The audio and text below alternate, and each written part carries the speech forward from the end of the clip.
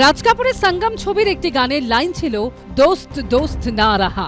ভারত আর বাংলাদেশের সম্পর্ক এখন সেরকমই।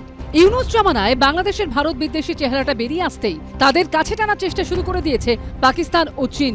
নৈরাজ্যে বাংলাদেশে নিজেদের জমি মজবুত করতে তৎপর হয়ে উঠেছে দুই দেশই। মঙ্গলবার ঢাকায় নিযুক্ত পাকিস্তানের পাক হাইকমিশনারের সঙ্গে বৈঠক করেন খালেদা জিয়া। বুধবার ঢাকার গুলশানে বিএনপি চেয়ারপারসন খালেদার বাসভবনে যান চীনের রাষ্ট্রদূত ইয়া ওয়েন।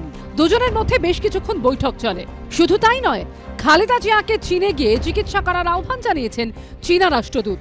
চিকিৎসার খরচ চীনের কমিউনিস্ট পার্টির পক্ষ থেকে বহন করা হবে বলেও প্রস্তাব দিয়েছেন তিনি। এর আগে অক্টোবর মাসেও বিএনপির মহাসচিব মির্জা ফখরুল ইসলাম আলমগীর এবং জামাতে ইসলামের শীর্ষ নেতাদের সঙ্গে বৈঠক করেছিলেন ঢাকায় নিযুক্ত চীনের রাষ্ট্রদূত ইয়া ওয়েন। বিএনপি যখন চীনের সঙ্গে ঘনিষ্ঠতা তৈরি করছে, তখন পাকিস্তানের সঙ্গে সম্পর্ক মসৃণ করতে মরিয়া মোহাম্মদ ইউনূসের সরকার। তারই ধাপ হিসেবে পাকিস্তানের নাগরিকদের ভিসা দেওয়ার ক্ষেত্রে শিথিল করা হলো নিয়ম। এতদিন পাকিস্তানের নাগরিকরা বাংলাদেশের ভিসা পেতে চাইলে সে দেশের স্বরাষ্ট্র মন্ত্রকের সিকিউরিটি সার্ভিসেস ডিভিশনের নো অবজেকশন লাগত। কিন্তু দীর্ঘদিন ধরে প্রচলিত এই নিয়ম শিথিল করে দিল ইউনূস সরকার।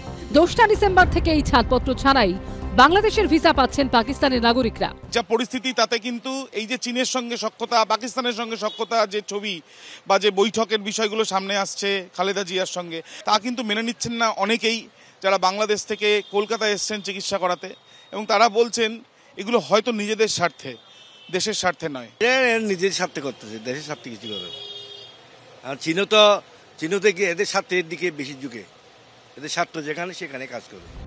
বাংলাদেশের পাকিস্তান ঘনিষ্ঠতা ভারতের পক্ষে কতটা ভয়ঙ্কর হতে পারে তা চোখে আঙুল দিয়ে দেখিয়ে দিয়েছিল খালেদা জিয়ার শাসনকাল। উত্তর পূর্ব ভারতে বিচ্ছিন্নতাবাদে মদদ দেওয়া, অনুপ চেটিয়ার মতো বিচ্ছিন্নতাবাদী নেতাকে বাংলাদেশে আশ্রয় দেওয়া, ভারতে হামলা চালাতে আসা জঙ্গিদের অস্ত্র সরবরাহ করে আগাগোড়া পাকিস্তানকে মদত করে এসেছে তৎকালীন বিএনপি সরকার। সূত্রের দাবি, এবারও ইউনূসের সরকার ক্ষমতায় আসতেই ঢাকায় সক্রিয় হতে শুরু করেছে পাক গুপ্তচর সংস্থা আইএসআই।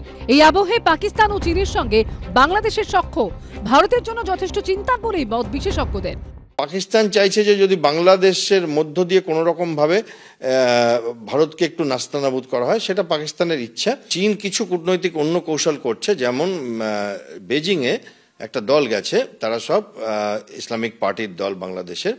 আর চীনের যিনি ওখানকার রাষ্ট্রদূত আমাদের ঢাকাতে, সেখানে উনি আবার সমস্ত দলগুলোকে ডেকে একটা বেশ জোট বানাচ্ছেন, ঘোট পাকাচ্ছেন, বা বলা যেতে পারে ঘোলা জলে এরা এখন চীন মাছ ধরবার চেষ্টা করছে। বাংলাদেশের বোঝা উচিত, ভারতবর্ষের সঙ্গে সুসম্পর্ক না রেখে বাংলাদেশ যদি এগায়, আখেরে বাংলাদেশেরই ক্ষতি হবে।